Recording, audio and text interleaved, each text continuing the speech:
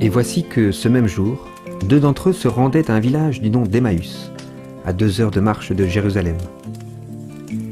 Ils parlaient entre eux de tous ces événements. Or, comme ils parlaient et discutaient ensemble, Jésus lui-même les rejoignit et fit route avec eux. Mais leurs yeux étaient empêchés de le reconnaître. Il leur dit : « Quels sont ces propos que vous échangez en marchant ?» Alors ils s'arrêtèrent, l'air sombre. L'un d'eux, nommé Cléopas, lui répondit : « Tu es bien le seul à séjourner à Jérusalem qui n'ait pas appris ce qui s'y est passé ces jours-ci. »« Quoi donc ?» leur dit-il. Ils lui répondirent : « Ce qui concerne Jésus de Nazareth, qui fut un prophète puissant en action et en parole devant Dieu et devant tout le peuple.